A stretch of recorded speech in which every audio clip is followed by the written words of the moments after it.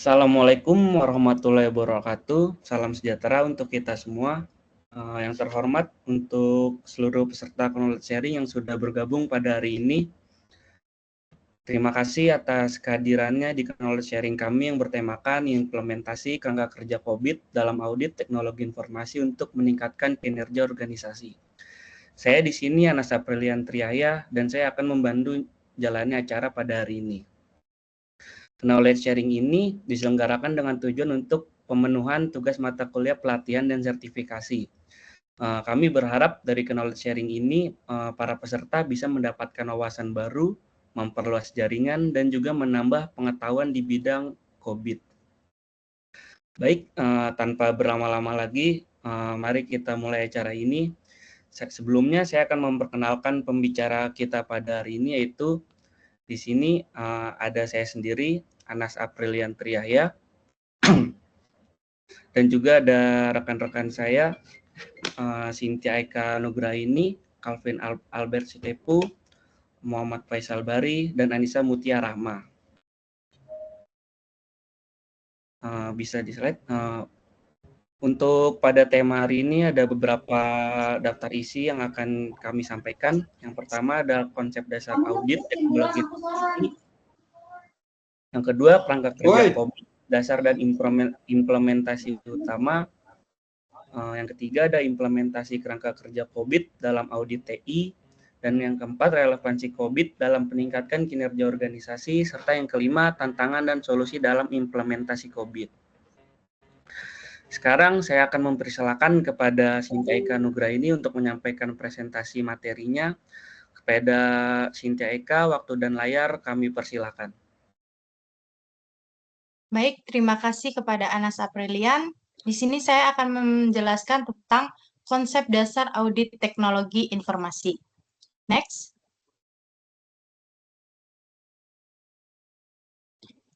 Pengertian audit teknologi informasi. Audit teknologi informasi adalah proses sistematis mengumpulkan dan mengevaluasi bukti untuk menentukan secara independen dan objektif apakah suatu sistem informasi telah mendapatkan melindungi aset serta menjaga integritas data dan memungkinkan tujuan organisasi tercapai secara efektif dengan menggunakan sumber daya secara efisien dan mematuhi aturan yang berlaku. Next. Mengapa perlu dilakukannya audit teknologi informasi? Nah, audit TI ini penting dilakukan karena berkaitan dengan manajemen resiko dalam organisasi. Resiko ini seringkali muncul akibat adanya ketidakpastian, yaitu kurangnya informasi mengenai apa yang mungkin akan terjadi di masa depan. Nah, ketidakpastian ini dapat memberikan dampak positif ataupun negatif terhadap pencapaian tujuan bisnis. Nah, di sini ada dua sorotan nih. Yang pertama yaitu manajemen resiko, dan yang kedua yaitu audit TI. Manajemen resiko ini sendiri adalah proses yang bertujuan untuk mengidentifikasi, menganalisis, dan merespon resiko. Salah satu komponen utamanya adalah menyusun rencana tindak pengendalian atau risk treatment plan, yaitu langkah-langkah strategis untuk mengelola resiko itu agar tidak berdampak buruk pada organisasi.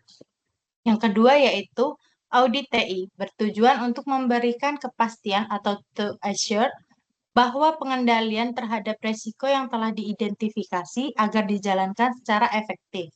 Ini penting untuk memastikan bahwa sistem informasi organisasi mendukung pencapaian tujuan bisnis secara optimal dan aman. Langkah-langkah audit TI dalam proses audit TI ini, auditor akan melakukan 3 hal, yaitu mengidentifikasi kondisi sistem organisasi, memberikan opini atau penilaian mengenai keefektifan sistem, dan pengendalian, memberikan rekomendasi tindak lanjut berdasarkan hasil audit untuk perbaikan atau peningkatan kinerja sistem informasi.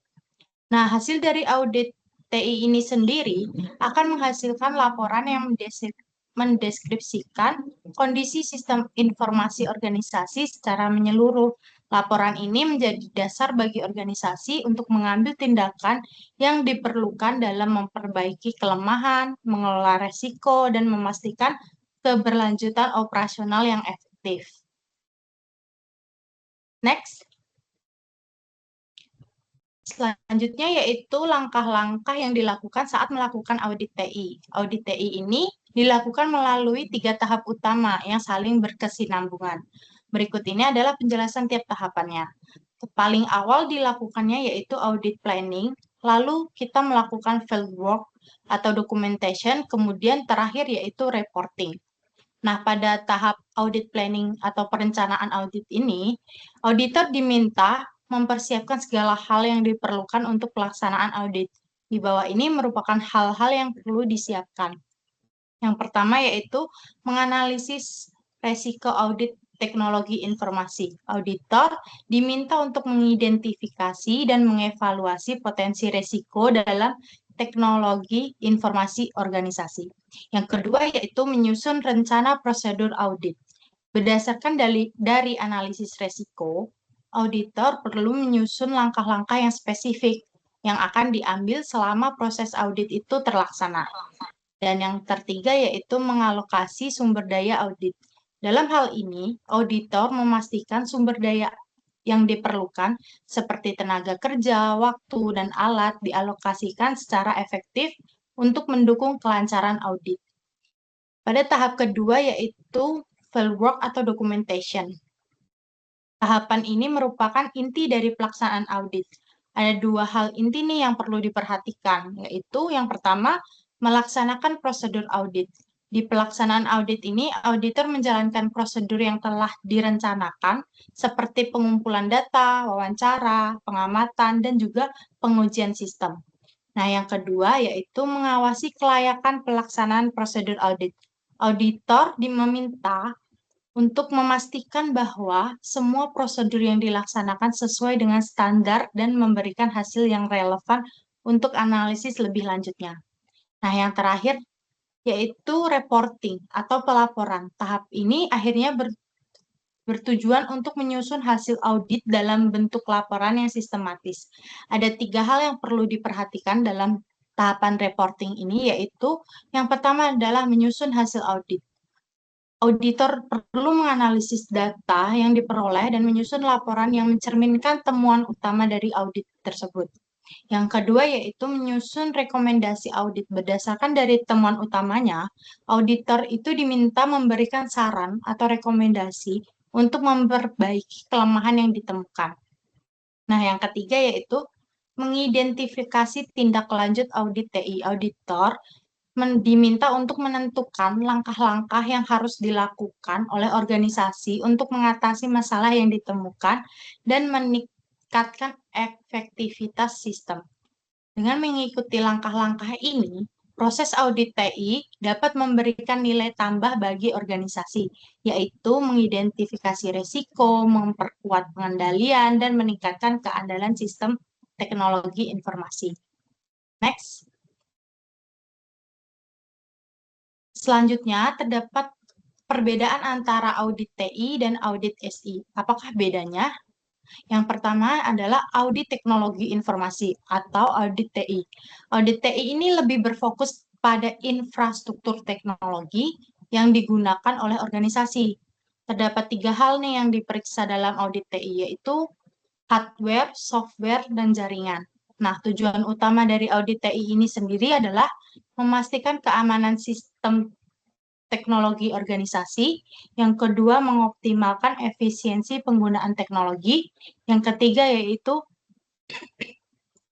kepatuhan terhadap standar dan regulasi yang berlaku.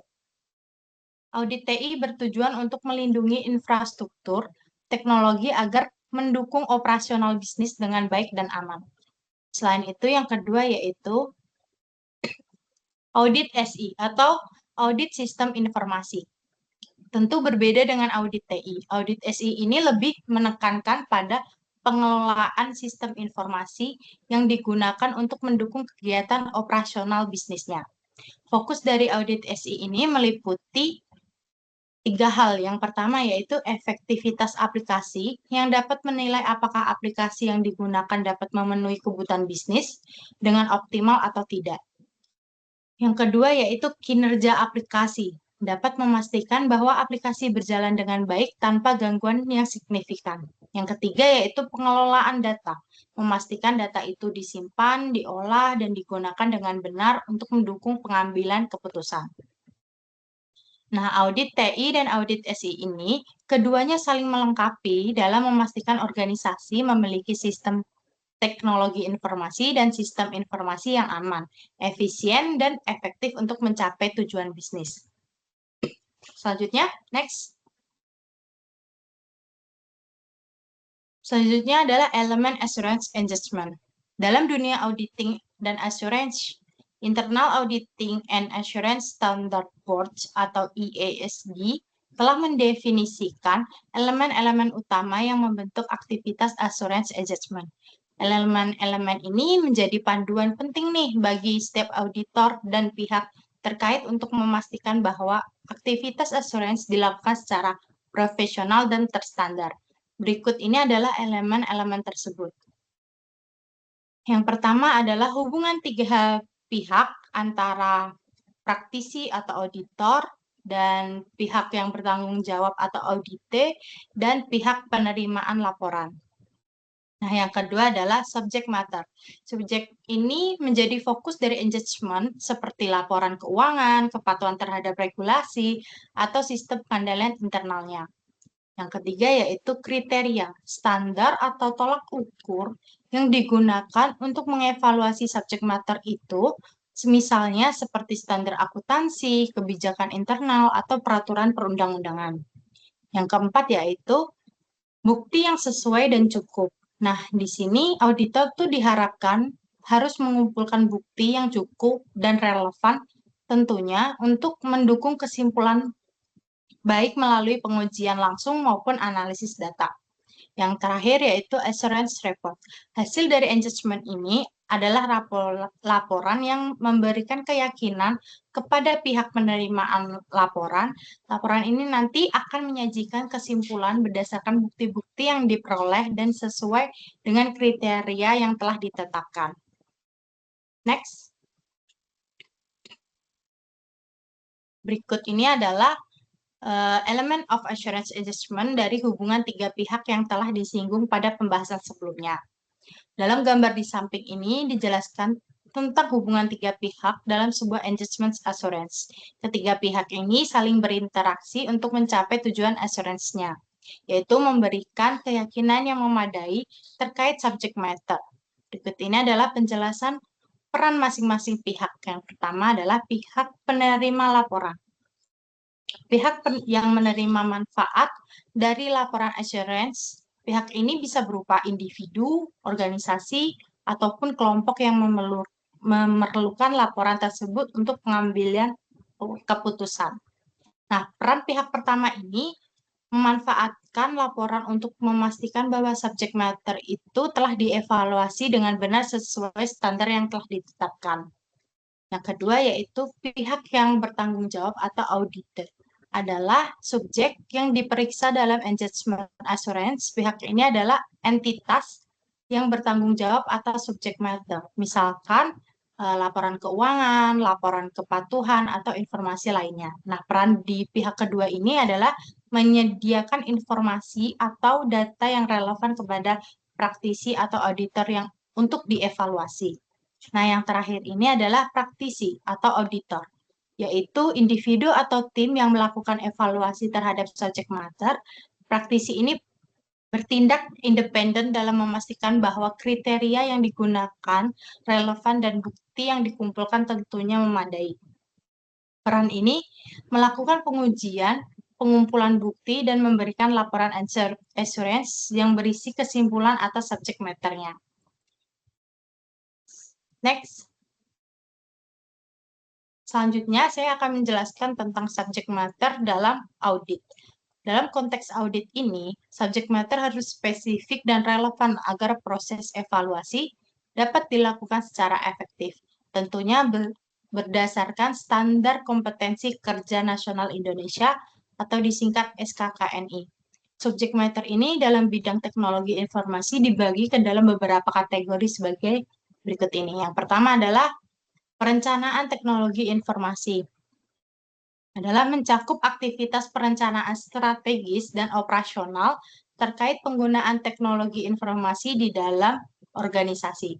Contoh dari perencanaan TI ini sendiri yaitu misalkan perencanaan implementasi sistem baru atau strategi migrasi ke cloud. Yang kedua yaitu pengembangan teknologi informasi, yaitu proses pengembangan sistem atau aplikasi teknologi informasi yang sesuai dengan kebutuhan organisasinya. Yang ketiga yaitu operasional teknologi informasi, yaitu kegiatan operasional harian yang berhubungan dengan penggunaan teknologi informasi. Contohnya tuh seperti pengelolaan server, monitoring jaringan, ataupun manajemen layanan teknologi informasi. Nah, yang keempat yaitu pemantauan teknologi informasi adalah aktivitas yang bertujuan untuk memastikan semua sistem teknologi informasi ini berfungsi dengan baik dan sesuai dengan ekspektasi. Yang kelima yaitu aplikasi teknologi informasi adalah evaluasi terhadap aplikasi yang digunakan dalam organisasi, baik untuk operasional, internal maupun eksternal. Contohnya seperti audit aplikasi ERP atau aplikasi CRM atau aplikasi transaksi online lainnya. Yang keenam yaitu infrastruktur teknologi informasi adalah pengecekan terhadap infrastruktur fisik dan logis yang mendukung operasional teknologi informasi tersebut. Contohnya yaitu kita seperti audit data center, jaringan, perangkat keras, maupun arsitektur cloud. Nah, pada pembagian 6 subjek matter ini, tentunya membantu auditor untuk fokus pada area spesifik yang relevan dengan kebutuhan organisasinya. Pemilihan subjek matter ini yang tepat memungkinkan proses audit memberikan hasil yang lebih terukur dan sesuai dengan tujuan organisasinya. Next. Nah, berikut ini adalah hubungan audit teknologi informasi dengan tata kelola informasi. Tentu memiliki peran yang signifikan dalam tata kelola teknologi informasi. Nah, sedangkan tata kelola teknologi informasi ini sendiri bertujuan untuk memastikan bahwa teknologi digunakan secara strategis dan bertanggung jawab untuk mendukung pencapaian tujuan organisasi. Audit teknologi ini tentu membantu memastikan tata kelola teknologi informasi berjalan sesuai standar dan dengan mengidentifikasi potensi resikonya ataupun peluang perbaikannya. Nah, apa saja sih yang manfaat audit teknologi bagi organisasi? Yang pertama yaitu memastikan kepatuhan, yaitu audit harus memastikan bahwa organisasi ini mematuhi regulasi, standar, dan kebijakan yang berlaku, seperti ITAL atau COVID 2019 ataupun ICO 27001. Dan kepatuhan ini penting untuk menghindari sanksi hukum, melindungi reputasi setiap organisasinya, dan menjaga kepercayaannya. Nah, yang kedua ini adalah meningkatkan keamanan. Audit TI ini mengidentifikasi kelemahan dalam sistem teknologi informasi seperti kerentanan pada jaringan ataupun aplikasi yang dapat dimanfaatkan oleh pihak yang tidak bertanggung jawab. Nah, dari rekomendasi dari audit ini akan membantu organisasi memperkuat kontrol keamanan untuk mencegah ancaman seperti peretasan atau kebocoran data. Nah, yang terakhir yaitu efisiensi operasional. Adalah audit TI mengevaluasi efektivitas atau efisiensi proses teknologi informasi, membantu organisasi mengidentifikasi area yang memerlukan perbaikan dengan mengoptimalkan sumber daya teknologi informasi. Organisasi dapat mengurangi biaya operasional tanpa mengurangi kualitas layanan. Nah, perlu digarisbawahi nih, audit ini bukan hanya untuk alat evaluasi saja, tetapi juga sebagai strategi penting untuk meningkatkan keandalan, keamanan, dan efisiensi sistem teknologi informasi tentunya. Dengan menjalankan audit secara berkala, organisasi dapat memastikan sistem TI ini mendukung pertumbuhan bisnis secara berkelanjutan sambil memitigasi risiko dan memenuhi sesuai regulasinya. Next. Apakah itu transformasi digital? Nah, transformasi digital ini melibatkan penggunaan teknologi seperti cloud atau big data atau kecerdasan buatan AI dan untuk mengubah proses bisnis tradisional menjadi lebih modern, serta cepat dan responsif terhadap kebutuhan yang besar. Manfaat dari transformasi digital ini adalah yang pertama adalah efisiensi operasional, yang kedua adalah inovasi produknya, yang ketiga adalah pengalaman pelanggan. Namun di balik manfaat ini, terdapat resiko yang harus dikelola dengan baik. Seperti yang ada di bawah ini yang tercantum, yaitu yang pertama adalah keamanan data. Transformasi digital meningkatkan exposure organisasi terhadap ancaman cyber seperti peretasan, ransomware, atau kebocoran data. Dan saat perpindahan data ke cloud ini ataupun penggunaan perangkat IoT menambah kompleksitas dalam melindungi data yang sensitif. Yang kedua yaitu kepatuhan. Transformasi digital membawa tantangan dalam memenuhi regulasi yang baru terkait perlindungan data seperti GDPR atau CCPA dan standar keamanan informasi seperti ISO 27001. Yang ketiga yaitu ketergantungan pada teknologi. Nah, dengan meningkatnya ketergantungan pada teknologi ini, resiko kegagalan sistem kritis akan menjadi yang lebih tinggi. Dengan gangguan pada infrastruktur TI-nya seperti server, jaringan, ataupun aplikasi yang penting akan dapat menghambat operasional organisasi. Yang keempat yaitu manajemen perubahan. Nah, di sini integrasi teknologi baru seringkali menimbulkan tantangan dalam hal kompatibilitas dengan sistem yang lama. Selain itu, kurangnya pelatihan pastinya untuk karyawan dapat menyebabkan resistensi terhadap perubahan. Next, berikutnya akan dijelaskan oleh Anissa Mutia, silakan. Baik, terima kasih kepada Cynthia atas pemaparan materi yang sebelumnya. Sekarang saya akan menjelaskan mengenai kerangka kerja COVID, yaitu dasar dan prinsip utamanya. Next. Yang pertama, apa sih COVID itu? COVID itu merupakan kerangka kerja yang dirancang untuk membantu organisasi dalam tata kelola dan manajemen teknologi informasi. Framework ini memberikan panduan agar TI itu sendiri dapat mendukung strategi organisasi dan memastikan bahwa proses, resiko, serta sumber daya TI itu dikelola secara efektif dan efisien.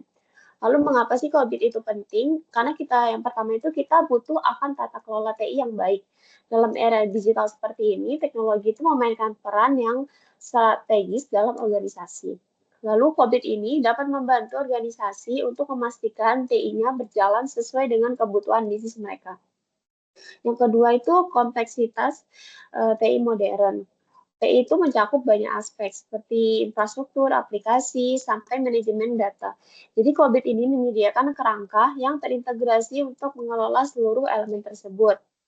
Next. COVID menyediakan yang pertama itu struktur tata kelola, dia menghubungkan tujuan strategis organisasi dengan kapabilitas IT untuk menciptakan alur kerja yang selaras dan efisien. Contohnya, jika organisasi itu ingin meningkatkan layanan pelanggan, maka COVID itu dapat membantu memastikan sistem TI dapat mendukung tujuan tersebut. Yang kedua, menyediakan panduan praktis. COVID ini sendiri memberikan pedoman tentang bagaimana organisasi dapat merencanakan, mengelola, dan mengontrol sumber daya TI mereka. Pedoman ini sendiri mencakup aspek manajemen risiko, efisiensi operasional, dan keamanan data. Lalu yang terakhir, kepatuhan dan risiko. Ini membantu organisasi untuk mengidentifikasi risiko, memastikan keamanan informasi, dan mematuhi regulasi ataupun standar industri. Next. COVID sendiri berlandaskan pada 5 pilar utama yang menjadi prinsip tata kelola TI. Setiap prinsip ini tuh saling berkaitan untuk memastikan tata kelola yang menyeluruh. Yang pertama, memenuhi kebutuhan stakeholder. COVID itu dirancang untuk memenuhi kebutuhan berbagai pihak yang berkepentingan atau stakeholder dalam organisasi, seperti manajemen, pengguna, hingga regulator. Hal ini memastikan bahwa T ini benar-benar memberikan nilai bagi organisasi, bukan hanya sekedar alat operasional. Lalu yang kedua, itu mencakup seluruh organisasi secara menyeluruh. Tata kelola yang baik itu tidak hanya terbatas pada Departemen TI, tetapi juga melibatkan seluruh elemen organisasi. Contohnya, keamanan data pelanggan itu melibatkan TI, manajemen, hingga tim yang legal. Yang ketiga, menerapkan kerangka kerja yang terintegrasi. COVID ini dapat digabungkan dengan framework lain seperti ITAL untuk layanan IT atau ISO 27001 untuk keamanan informasi. Hal ini membuat COVID ini lebih fleksibel dan relevan bagi organisasi yang menggunakan standar lain. Keempat, memfasilitasi pendekatan holistik. COVID ini melihat organisasi secara menyeluruh, mencakup proses TI seperti pengelolaan data dan operasional sistem, informasi seperti data yang relevan dan dapat diandalkan, lalu budaya organisasi yang memastikan tata kelolanya itu diterima oleh seluruh karyawan yang ada di organisasi tersebut. Yang terakhir itu memisahkan tata kelola dan manajemen. Yang pertama, tata kelola itu sendiri atau governance itu menetapkan arah strategis, mengawasi implementasi, dan memastikan hasil yang diinginkan itu tercapai. Manajemen itu sendiri bertugas menjalankan arahan strategis dalam operasional harian. Next. Baik, selanjutnya manfaat implementasi COVID. Organisasi yang menggunakan COVID ini dapat merasakan manfaat sebagai berikut. Yang pertama itu meningkatkan tata kelola TI. COVID ini membantu organisasi untuk memastikan IT itu dikelola secara strategis dan selaras dengan tujuan bisnis. Lalu juga ada transparansi dan akuntabilitas untuk sebagai agar meningkat sehingga memudahkan pengambilan keputusan. Yang kedua itu mengelola resiko dengan lebih baik. COVID memberikan panduan tentang bagaimana mengidentifikasi, mengevaluasi, dan mengurangi resiko IT. Contohnya dia mencegah serangan cyber dengan mitigasi resiko yang tepat. Yang ketiga, mendukung pencapaian tujuan organisasi. TI dapat memberikan nilai maksimal melalui pengelolaan yang efisien. Dia memanfaatkan sumber daya secara efisien dan meminimalkan gangguan. COVID sendiri membantu organisasi untuk mencapai hasil bisnis yang diinginkan. Next. Selanjutnya akan dijelaskan oleh rekan saya, Anas. Baik, terima kasih Anissa Mutia. Selanjutnya di sini saya akan memaparkan materi mengenai implementasi kerangka kerja COVID dalam audit TI. Bisa di next. Jadi implementasi COVID ini melibatkan beberapa tahapan untuk memastikan tata kelola itu atau manajemen TI ini dapat efektif dan berjalan dengan baik. Nah, dalam langkah-langkahnya itu yang pertama ada memulai dan menyusun program implementasi. Dalam memulai dan menyusun program implementasi ini, yang pertama bisa dengan menetapkan visi dan tujuan, yaitu dapat memahami alasan utama implementasi COVID seperti meningkatkan tata kelola TI, kepatuhan, ataupun manajemen risiko. Lalu mendapatkan dukungan eksekutif, yaitu penting untuk mendapatkan komitmen dari manajemen tingkat atas agar proyek ini berjalan dengan dukungan yang cukup, baik dalam hal anggaran maupun sumber daya. Lalu dapat juga dengan membentuk tim implementasi, yaitu implementasi lintas fungsi ini yang melibatkan stakeholder dan berbagai departemen termasuk TI, keuangan, maupun audit. Yang kedua, penilaian kesiapan dan lingkungan organisasi.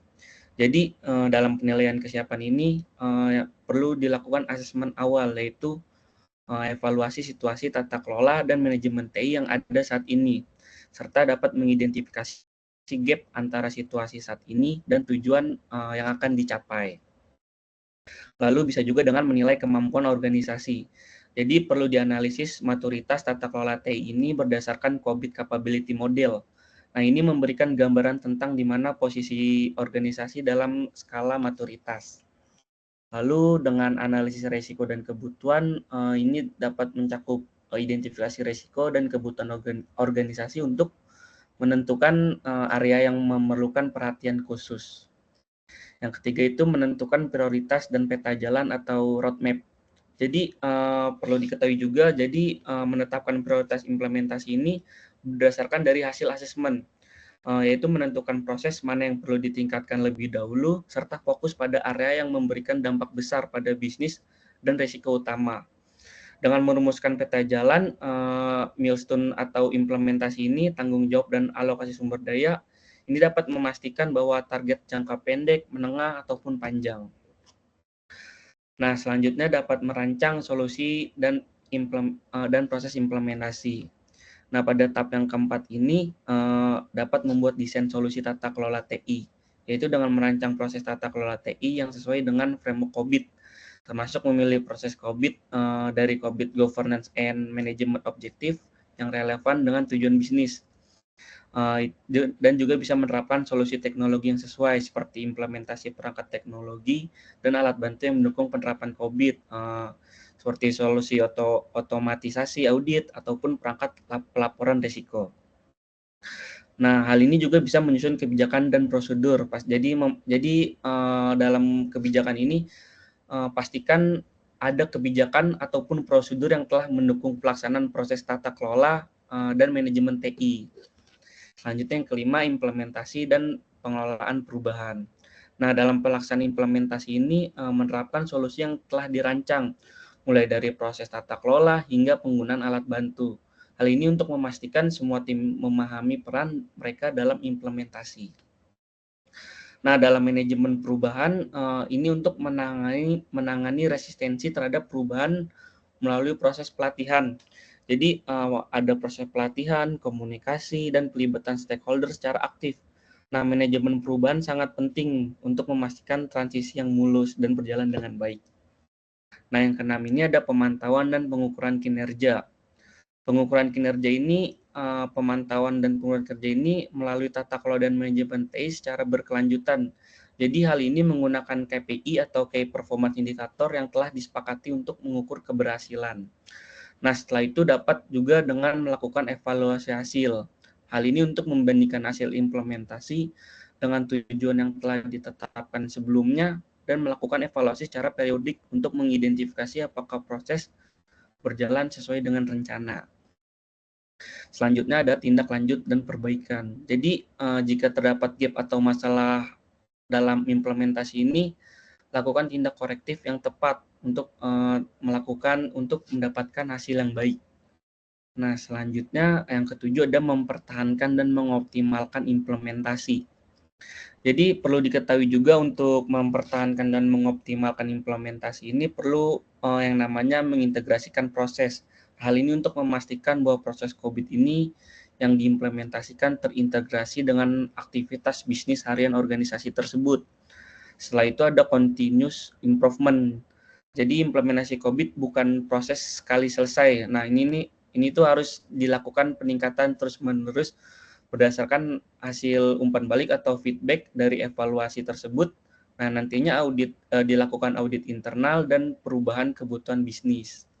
Yang terakhir itu yang ke-8 ada audit dan review. Hal ini untuk melakukan audit tata kelola IT dilakukan audit internal maupun eksternal untuk memastikan bahwa tata kelola TI ini telah berjalan sesuai dengan standar yang diharapkan dan mematuhi peraturan yang berlaku atau yang ada. Selanjutnya dilakukan review berkala. Jadi COBIT memerlukan peninjauan berkala secara terus-menerus untuk menjaga proses tetap relevan dan selaras dengan perubahan lingkungan bisnis ataupun teknologi yang digunakan. Bisa di next. Nah, jadi COBIT ini sebagai framework dalam audit, bagaimana sih auditor menggunakan kerangka COBIT itu? Yang pertama itu ada perencanaan audit. Jadi sebelum auditor melakukan audit ini ada perencanaan, yaitu dengan memahami lingkungan TI dan tujuan bisnis. Jadi auditor harus tahu nih, memahami dulu bagaimana TI ini diorganisasikan dan berperan dalam mendukung tujuan strategis organisasi. COBIT itu juga menyediakan kerangka yang menghubungkan kontrol TI dengan tujuan bisnis. Nah, hal ini memudahkan auditor dalam memahami area yang relevan untuk diaudit. Selanjutnya, dalam perencanaan audit juga auditor memilih proses dan area fokus yang akan diaudit. Nah, auditor ini bisa menggunakan COBIT Governance and Management Objective untuk memilih proses-proses utama yang terkait dengan audit seperti manajemen risiko TI, pengelolaan sumber daya TI, keamanan informasi maupun kinerja layanan TI. Setelah itu dilakukan penilaian risiko menggunakan COVID. Ini sebagai panduan untuk mengidentifikasi risiko-risiko utama dalam lingkungan TI. Nah, auditor ini memeriksa potensi risiko dalam pengelolaan data seperti akses sistem dan kontinuitas layanan TI yang dapat berdampak pada bisnis tersebut. Yang kedua, ada evaluasi struktur, tata kelola, dan manajemen TI.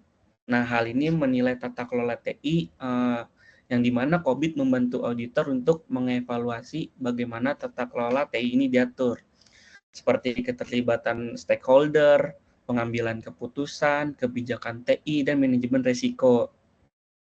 Jadi, auditor dapat menggunakan COVID Governance and Principle untuk melihat apakah peran dan tanggung jawab dalam tata kelola TI ini telah dijalankan dengan baik dan benar. Selanjutnya, dalam evaluasi ini juga menilai struktur dan pengendalian internal. Jadi, COVID menyediakan kontrol objektif yang spesifik di setiap area manajemen TI. Nah, auditor ini dapat menilai apakah organisasi telah menerapkan kontrol yang memadai dalam segi integritas, ketersediaan, maupun kerahasiaan informasi. Selanjutnya, mengukur kematangan proses. Jadi, auditor ini bisa menggunakan COVID Capability Maturity Model untuk menilai kematangan proses manajemen TI. Nah, proses ini membantu auditor juga nih untuk menentukan seberapa baik organisasi mematuhi kontrol yang disarankan dan seberapa efektif proses-proses tersebut. Nah, yang ketiga ada pelaksanaan audit dan pengumpulan bukti. Jadi dalam pengumpulan bukti ini, auditor mengumpulkan bukti-bukti yang mendukung penilaian kontrol TI. Bukti ini bisa berupa dokumentasi kebijakan, prosedur, catatan log system, maupun wawancara dengan personil terkait. Nah, dalam hal penilaian efektivitas kontrol ini, auditor juga mengevaluasi apakah kontrol yang diterapkan ini sesuai dengan standar COVID atau tidak yang telah dijalankan secara efektif. Jadi, auditor dapat memeriksa implementasi kontrol seperti akses yang tepat ke sistem, pengelolaan perubahan sistem, maupun manajemen risiko. Nah, dalam pemeriksaan kepatuhan ini juga, COVID membantu auditor menilai kepatuhan organisasi terhadap standar dan regulasi yang berlaku. Semisal ini kepatuhan terhadap ISO, GDPR, ataupun Undang-Undang Keamanan Cyber. Jadi, COVID menyediakan kerangka kontrol yang mencakup kepatuhan regulasi ini. Nah, selanjutnya yang keempat ada pemeriksaan kinerja dan pengukuran KPI. Nah, ini tuh untuk mengukur kinerja TI. Jadi, auditor itu menggunakan KPI ini untuk yang disarankan dalam COVID untuk menilai efektivitas dan efisiensi TI ini. Nah, dalam mencapai tujuan bisnis ini, KPI ini membantu auditor menilai apakah proses-proses TI ini menghasilkan nilai bisnis sesuai dengan target. Terus juga ada pengukuran hasil atau outcomes. Nah, hal ini COVID membantu auditor juga untuk mengevaluasi hasil implementasi tata kelola TI dengan mengukur manfaat bisnis dan pengurangan risiko. Nah, auditor ini memeriksa apakah hasil-hasil ini sesuai dengan ekspektasi manajemen. Lalu yang kelima ini ada pelaporan dan rekomendasi. Jadi di dalam ini ada laporan hasil audit. Jadi setelah melakukan evaluasi, auditor ini menyusun laporan audit yang mencakup temuan-temuan terkait pengendalian dan tata kelola TI serta efektivitasnya. Jadi laporan ini membandingkan kondisi saat ini, standar yang disarankan oleh COVID, dan memberikan gambaran tentang area yang perlu akan ditingkatkan ke depannya. Selain itu juga ada rekomendasi perbaikan. Jadi berdasarkan temuan audit, auditor itu memberikan rekomendasi yang mengacu pada best practice pada COVID. Rekomendasi ini meliputi penguatan kontrol internal, peningkatan manajemen risiko, dan bisa juga peningkatan kinerja layanan TI. Dalam hal itu terdapat juga penyusunan tindak lanjut. COVID ini memungkinkan auditor untuk memberikan panduan tindak lanjut, termasuk perbaikan area jangka pendek maupun strategi peningkatan jangka panjang nantinya. Jadi guna mencapai tata kelola dan manajemen yang lebih baik, hal itu harus diterapkan. Selanjutnya yang keenam atau yang terakhir ini ada pemantauan dan evaluasi ulang. Nah, dalam pemantauan dan evaluasi ulang ini, perlu namanya audit lanjutan. Jadi setelah rekomendasi diberikan, auditor ini dapat kembali melakukan audit lanjutan untuk mengevaluasi apakah perbaikan telah dilakukan sesuai dengan saran sebelumnya. Jadi COVID digunakan untuk memastikan bahwa organisasi ini telah mencapai peningkatan pada tata kelola dan manajemen TI-nya. Nah, setelah dilakukan audit lanjutan, dilakukan juga review berkala. Auditor ini juga menggunakan COVID untuk melakukan audit secara berkala. Hal ini untuk memantau perubahan dalam proses TI, terutama jika ada perubahan dalam teknologi, lingkungan bisnis, atau regulasi baru yang mempengaruhi dalam pengelolaan TI. Bisa di next. Selanjutnya akan dijelaskan oleh rekan saya, Calvin Albert. Baik, terima kasih Anas. Di sini saya akan menjelaskan materi selanjutnya yang mengenai relevansi COVID dalam peningkatan kinerja organisasi. Next. Nah, yang pertama itu ada hubungan antara audit TI, COVID, dan kinerja organisasi. Untuk hubungan yang pertama itu adalah hubungan audit TI dan COVID. Seperti yang sudah disinggung sebelumnya, COVID itu ada suatu framework yang sering digunakan dalam audit TI. Jadi seorang auditor menggunakan COVID untuk mengevaluasi manajemen risiko, keamanan informasi, pengelolaan layanan, dan kinerja TI. Lalu untuk hubungan yang kedua ada hubungan antara audit TI dan kinerja organisasi. Audit TI mengidentifikasi kelemahan dalam pengelolaan TI dan memberikan rekomendasi untuk peningkatan keamanan, efisiensi, dan efektivitas yang berdampak positif pada kinerja bisnis. Untuk hubungan yang terakhir, yaitu adalah hubungan antara COVID dan kinerja organisasi. COVID sendiri memastikan pengelolaan TI mendukung tujuan bisnis, memberikan nilai, mengelola risiko, dan mematuhi regulasi sehingga berkontribusi terhadap peningkatan kinerja organisasi. Next. Nah, di sini ada contoh studi kasus yang sederhana dalam penerapan COVID yang terjadi pada Bank XYZ. Jadi di Bank XYZ ini mengalami suatu masalah pengelolaan TI. Contohnya itu kayak ada tidak konsisten layanan TI, masalah keamanan data nasabah, lalu ada ketidaksesuaian antara strategi bisnis dan investasi TI. Jadi manajemen memutuskan untuk mengimplementasikan COVID untuk meningkatkan tata kelola TI, mengurangi risiko, dan meningkatkan nilai TI bagi bisnis. Jadi untuk langkah pertama, biasanya bank itu melakukan penilaian awal untuk mengetahui tingkat kapabilitas proses TI berdasarkan kerangka COVID.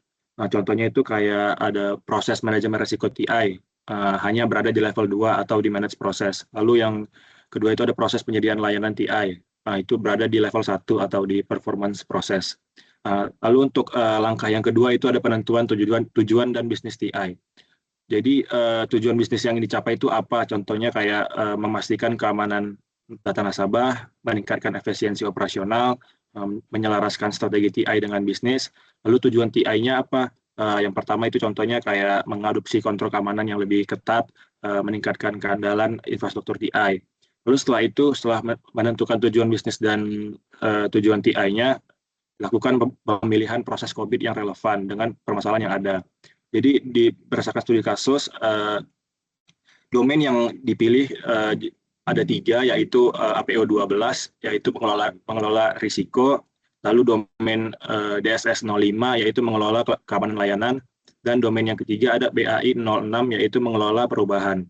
Setelah memilih domain yang akan dipilih, lalu melakukan tahap implementasi. Pada domain APO 12, tim TI membuat peta risiko, mengidentifikasi ancaman utama, contohnya kayak serangan cyber, lalu mengembangkan rencana mitigasi risiko. Untuk domain DSS 05 atau keamanan atau mengelola keamanan layanan, diterapkan kontrol keamanan seperti firewall, enkripsi data, dan pelatihan keamanan untuk karyawan. Lalu untuk di domain terakhir bank menetapkan proses perubahan yang terstruktur untuk semua proyek TI, termasuk mekanisme, persetujuan, dan dokumentasi. Lalu di tahap yang akhir itu ada monitoring dan evaluasi. Pada tahap monitoring, bank bisa menggunakan KPI atau Key Performance Indicator untuk mengukur keberhasilan implementasi. Nah, contohnya kayak penurunan jumlah insiden keamanan, lalu ada waktu respons lebih cepat terhadap gangguan layanan, lalu diperlukannya evaluasi untuk memastikan peningkatan proses mencapai level 3 atau lebih. Next. Nah, jadi setelah penerapan COVID pada perusahaan Bank XYZ, ada beberapa manfaat atau hasil yang didapatkan pada Bank XYZ. Yang pertama itu ada keamanan meningkat, yang kedua ada efisiensi operasional, yang ketiga ada peningkatan kepercayaan stakeholder. Next. Berikutnya akan dijelaskan oleh rekan saya, Faisal. Baik, terima kasih Calvin. Di sini ada tantangan dan solusi dalam implementasi COVID. Di tantangan utama dalam implementasi COVID ini, yang pertama ini ada kompleksitas framework. COVID ini merupakan framework yang cukup kompleks dengan banyak domain dan proses yang memerlukan pemahaman mendalam. Karena itu, diperlukan pemahaman yang mendalam agar organisasi dapat mengimplementasikan COVID ini dengan benar dan efektif. Lalu yang kedua, ada keterbatasan sumber daya. Tidak semua organisasi ini memiliki sumber daya, baik dari segi keahlian, waktu, maupun anggaran. Karena hal ini sering kali menjadi penghalang dalam proses adopsi COVID secara menyeluruh, karena pelaksanaannya membutuhkan sumber daya yang cukup besar. Lalu yang ketiga di sini ada resistensi terhadap perubahan. Pengadopsian framework seperti COVID seringkali menghadapi tantangan resistensi dari pegawai atau manajemen karena perubahan prosedur dan kebijakan. Lalu yang keempat di sini, kesesuaian dengan konteks organisasi. Tidak semua aspek COVID relevan dengan kebutuhan atau prioritas setiap organisasi, sehingga memerlukan adaptasi yang tepat. Karena itu, penyesuaian COVID ini diterapkan dengan tepat sesuai dengan konteks masing-masing organisasi. Lalu, selanjutnya ada kurangnya dokumentasi dan bukti operasional. Kegagalan dalam menyusun dokumentasi yang memadai dapat menghambat evaluasi tingkat kematangan. Tanpa dokumentasi yang lengkap, sulit bagi organisasi untuk menunjukkan bukti operasional yang mendukung efektivitas penerapannya. Hal yang terakhir ada integrasi dan proses existing. Kesulitan dalam mengintegrasikan COVID dengan proses TI dan tata kelola yang sudah ada sebelumnya. Hal ini juga memerlukan analisis mendalam dan perubahan pada proses existing, agar sesuai dengan prinsip dan praktik yang diusung oleh COVID. Lalu di sini ada solusi efektif dalam implementasi COVID. Yang pertama itu ada penyederhanaan implementasi, mulai dengan area-area prioritas yang memberikan nilai tambah paling besar sesuai dengan kebutuhan bisnis. Pada ini fokus ke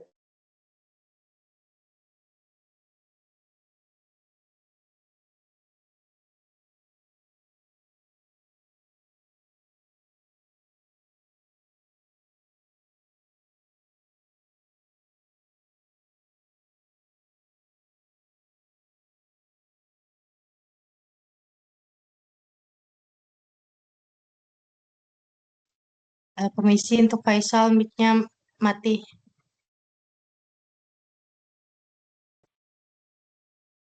kalau sudah ada.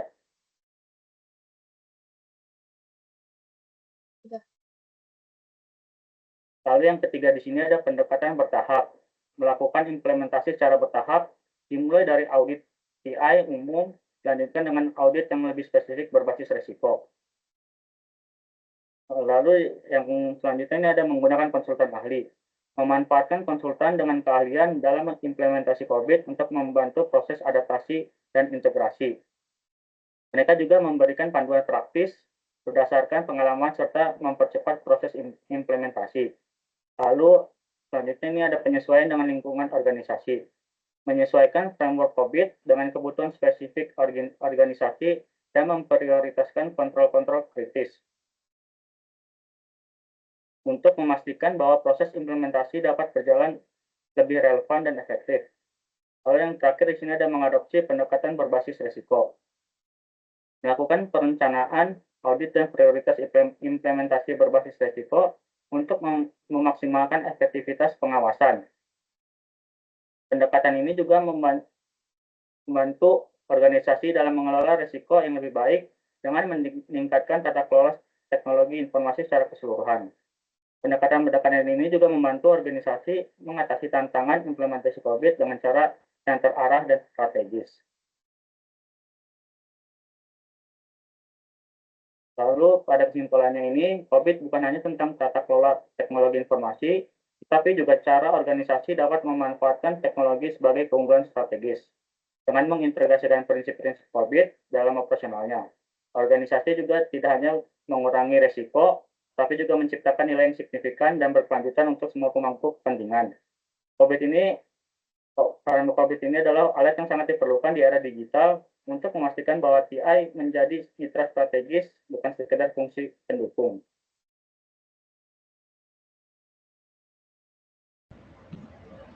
Baik, sekian pemaparan materi dari kami. Kami ucapkan terima kasih kepada para pembicara atas materi yang sangat menarik dan bermanfaat. Dan terima kasih juga kepada seluruh peserta yang telah aktif berpartisipasi dalam knowledge sharing ini. Semoga ini dapat menjadi inspirasi dan menambah wawasan bagi kita semua. Semoga kita bisa bertemu lagi dalam kesempatan berikutnya. Akhir kata, saya dan para pembicara mohon maaf jika ada kekurangan selama acara berlangsung. Dan saya ucapkan terima kasih. Wassalamualaikum warahmatullahi wabarakatuh. Selamat malam. Teman-teman jangan lupa untuk mengisi link absensi dan feedback untuk mendapatkan sertifikat ya.